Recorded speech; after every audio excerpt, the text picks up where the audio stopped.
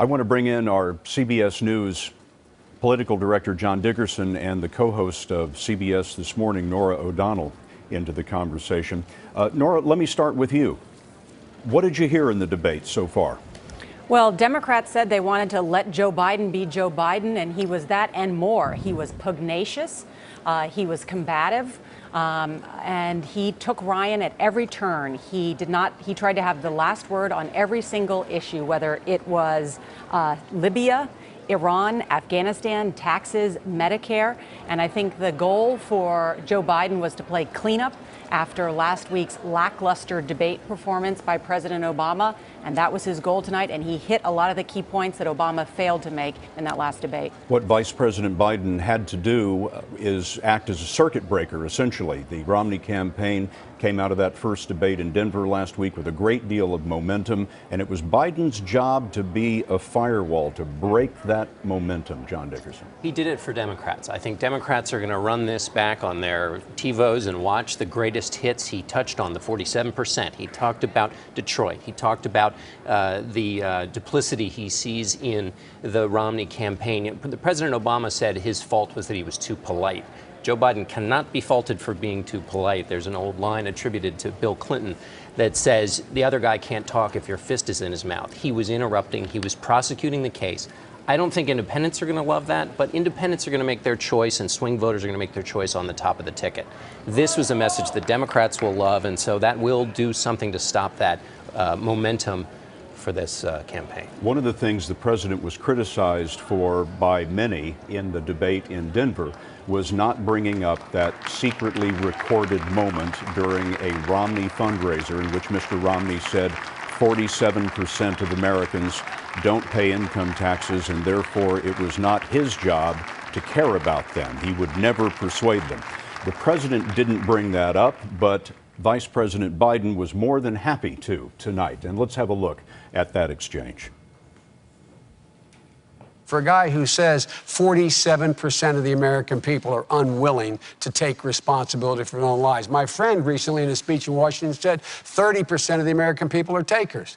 These people are my mom and dad, the people I grew up with, my neighbors. They pay more effective tax than Governor Romney pays in his federal income tax. They are elderly people who, in fact, are living off of Social Security. There are veterans and people fighting in Afghanistan right now who are, quote, not paying any taxes. I've had it up to here with this notion that 47%, it's about time they take some responsibility here. Romney's a good man. He cares about 100% of Americans in this country. And with respect to that quote, I think the vice president very well knows that sometimes the words don't come out of your mouth the right way. But I always say what I mean. And so does Romney. We want everybody to succeed. Of course, that was a reference to the fact that the vice president is given from time to saying things that he later regrets in public. But certainly this debate was a lot more entertaining than the debate in Denver. Norah? Incredibly different than the first debate. A full exchange on a whole number of issues, in part because they did 9 different topics, 10 minutes each on that. I think there was also a real generational contrast. Joe Biden is 69 years old. Paul Ryan is 42 years old. And it looked like the vice president tried to take advantage of that by repeatedly smiling and laughing and then saying, that's a bunch of malarkey. That's a bunch of stuff. It was almost like he was trying to say, boy, let me teach you something about what I've learned since I've been in office a little bit longer than you. Whether that plays well or not, we'll see. John brought up independence. There's a lot of Republicans I've talked to tonight who said that Joe Biden looked unglued, in their words. That's how they were combating that. People will see this debate differently, but I think the main goal was Joe Biden was trying to put Paul Ryan on the defensive for the entire debate. He did everything but pat him on the head. I mean, he was trying to turn Paul Ryan into Dan Quayle. Paul Ryan was not. He had a solid performance, but he was always on defense. You saw in that clip you played, Ryan was defending Romney. What was Biden doing? Defending his mom and dad, the 47%, the middle class. And that's the message that the Obama folks wanted out there. We are fighting, we are passionate, we are maybe go overboard a little bit in defense of the middle class, and they wanted to keep Ryan bollocksed up trying to defend Mitt Romney. One of the subtexts here, though, that no one mentioned was voters might be looking at both men thinking, which one of these guys could be president?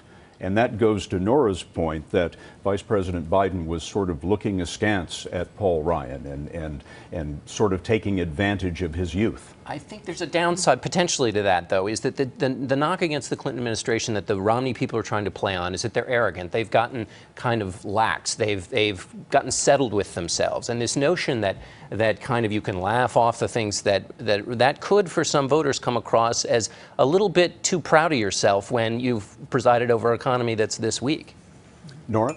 That's true, and that has been the main argument against this administration. It's been the main headwind, right, that President Obama and Joe Biden have faced, is the economy. However, we did see a better jobs report than expected, dipping to 7.8%. And you saw Paul Ryan try to talk about, well, in Scranton, Pennsylvania, where you're from, Joe Biden, it's 10% there. And this argument about whether the economy is getting better or getting worse. And Paul Ryan was trying to make the case that in some cities, especially where there are lots of working class whites who are the base of the Republican Party, that the economy is getting worse. And he was really driving that point home. He said that the unemployment rate in Scranton now is 10%. When President Obama took office, it was 8.5%. And he looked over at Vice President Biden and rolled his eyes.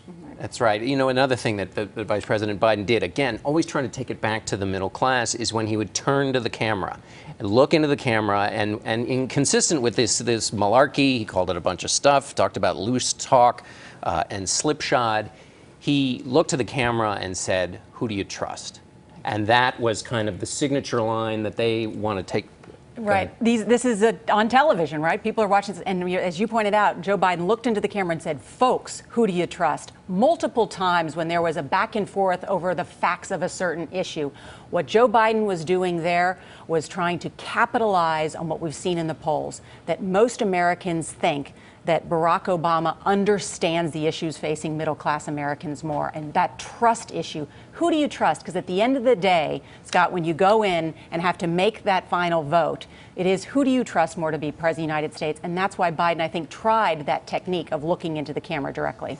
One of the things that the Romney campaign talks about is that they are not going to have a big deficit from their tax cuts because they're going to eliminate a number of deductions, but they never say which ones they are. It's sort of an Achilles heel, and that is one that the vice president attacked today. Let's look at a little piece of videotape in which the vice president and Representative Ryan were talking about enumerating the tax deductions that would come under a Romney administration.